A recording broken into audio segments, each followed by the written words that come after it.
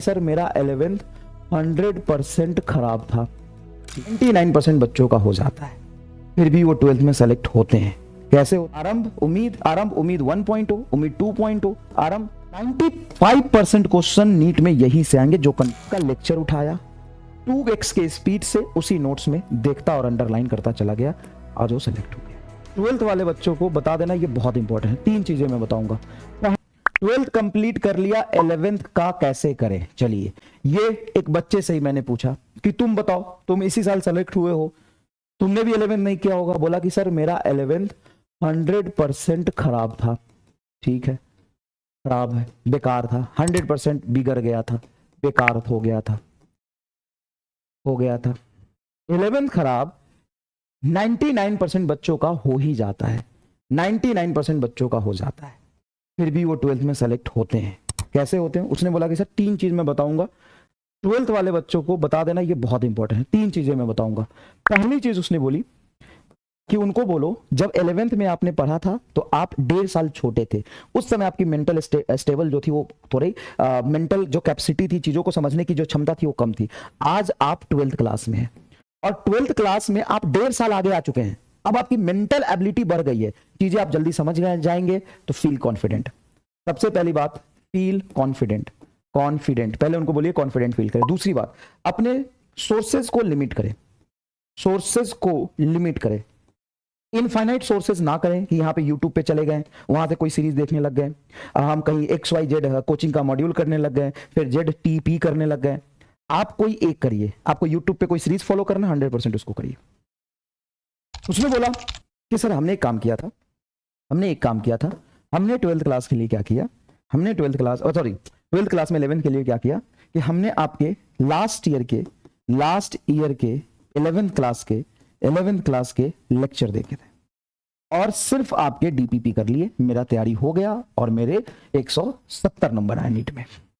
Last year के 11th class के lecture कर लिया। ठीक है सर, अभी हमको भी लास्ट ईयर के 11th क्लास का लेक्चर दे तो जरूरी नहीं है। मैंने आपको क्रैश कोर्स दिया है 11th क्लास का। क्रैश कोर्स 12th वाले बच्चों के लिए क्लास में क्रैश कोर्स दिया हुआ है, जिसमें 45 लेक्चर में कंप्लीट 11th है, 1.5-2 घंटे के लेक्चर है। इससे बाहर नीट में सवाल आ जाना तो बता देना। 95% क्वेश्चन नीट में यही से आएंगे जो कंटेंट मैंने क्लास में करा दिया है। सर लेकिन हमारे पास एक्सेस नहीं है, हम कहां से करें, हमको 11th पूरा करना है। उम्मीद उम्मीद 1.0, उम्मीद 2.0, आरंभ या किसी भी XYZ यूट्यूब चैनल पे आपको कंटेंट मिल रहा है, एक जगह पे अपने सोर्स को लिमिट करिए, एक ही आदमी से पूरा कंटेंट पढ़िए। मैं ये नहीं कह रहा कि आपको कहीं X जगह जाना है, Y जगह जाना है, आपको कोई एक चीज फॉलो कर लीजिए। उम्मीद 1 का लेक्चर सुनिए, बात समझिए। सिलेबस बहुत ज्यादा है, आपको इंपॉर्टेंट चीजें पकड़नी पड़ेगी। आपको पहले सिलेबस को लिमिट करना पड़ेगा, रिसोर्स को लिमिट करना पड़ेगा, उसमें इंपॉर्टेंट चीजें पहले पढ़नी पड़ेगी। इंपॉर्टेंट चीजें हर चैप्टर, किसी चैप्टर में आपको PhD नहीं करना, किसी भी चैप्टर में आपको PhD नहीं करना। आपको क्या करना है, आपको पहले 11th क्लास का एक कंप्लीट पैकेज ढूंढना है कि सारा 11th क्लास कहीं मुझे एक जगह मिल जाए, फिर उसके लेक्चर आपको देखने पड़ेंगे और वहां से आपको DPP कर लीजिए, बस आप समझिए। सुनिए, अगर आप 12th क्लास में 11th की दिक्कत है तो सबसे पहले कोई एक रिलायबल सोर्स ढूंढिए जहां पे कंप्लीट 11th कम टाइम में हो, जैसे उम्मीद बोला या अलग सर के YTube के लेक्चर ले लीजिए, आरंभ ले लीजिए या मेरे क्रैश कोर्स के लेक्चर ले लीजिए। एग्जैक्टली 45 लेक्चर बेटा, और कोई एक लीजिए और उसको पूरा 100% फॉलो करिए। सर आप क्लास में भी तो रिवाइज करा रहा हूं, हाँ उसको पूरा फॉलो करिए। क्लास में रिवाइज करा रहा हूं वो करिए, साथ में मैं DPP दूंगा वो सॉल्व कर लीजिएगा। इतना से हो जाएगा। चलिए नेक्स्ट। हाँ, जो सबसे इंपॉर्टेंट बात है कि सर यकीन वालों के लिए, एस्पेशली लक्ष्य वालों के लिए सबसे इंपॉर्टेंट बात है, सर ऑनलाइन में नोट्स कैसे बनाएं, बहुत टाइम लगता है। ये सही कह रहे हो। हमारा भी जब स्टार्टिंग का टाइम था, जब हम पढ़ाना शुरू किए थे ऑफलाइन में, पूरा 100% नोट्स बच्चों से बनवाते थे, 100% नोट्स बच्चों से हम बनवाते थे ऑफलाइन में सॉरी। तो जब हम ऑनलाइन में आए तो ऑनलाइन में हमने उम्मीद करी कि बच्चे 100% नोट्स बनाते भी थे, लेकिन ईमानदारी से मुझे लगता था 100% नोट्स बनाना चाहिए। आज मैंने सेलेक्टेड बच्चों से बात किया, बोला कि ईमानदारी से बताना भाई, मैं नहीं जानता बच्चों का दर्द, मैं नहीं समझ रहा हूं बच्चों के एंड पे एक्चुअल में क्या क्या चैलेंजेस आते हैं। ईमानदारी से बताना कि ऑनलाइन बैचेस में जब हम पढ़ाई कर रहे होते हैं तो सारी चीजें लिखना, पूरा नोट्स बनाना क्या पॉसिबल है? तुमने बनाया था?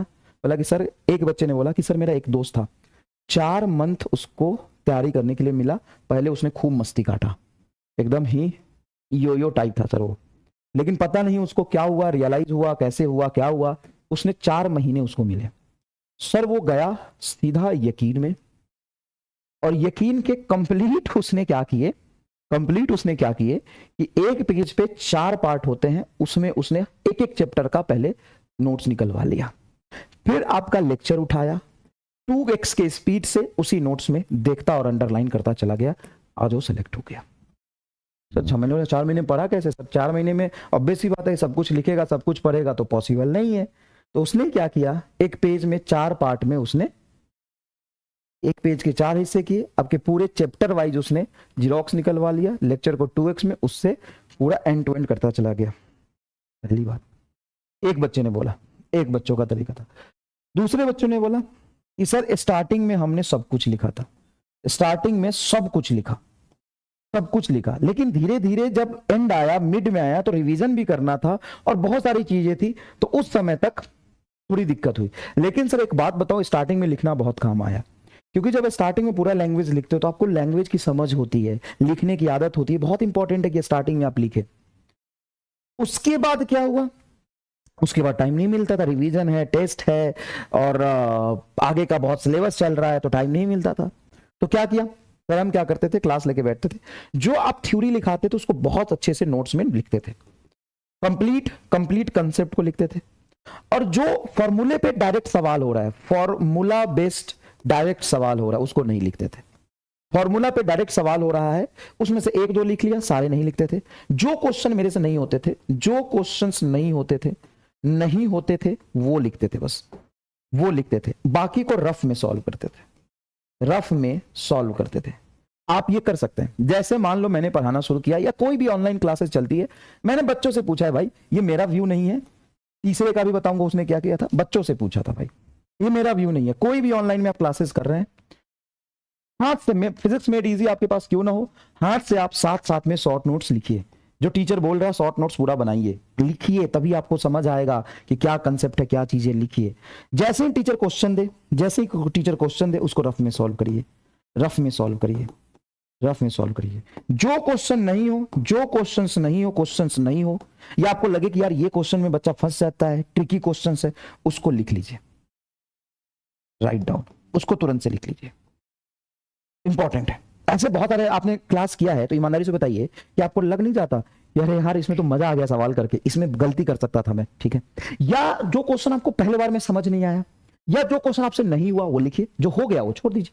सर अगर मेरे से कोई नहीं हो रहा है तो, हमको से कुछ नहीं हो रहा है तो सर सारे लिखिए, लिखना पड़ेगा, आपकी स्थिति खराब है, लिखना पड़ेगा।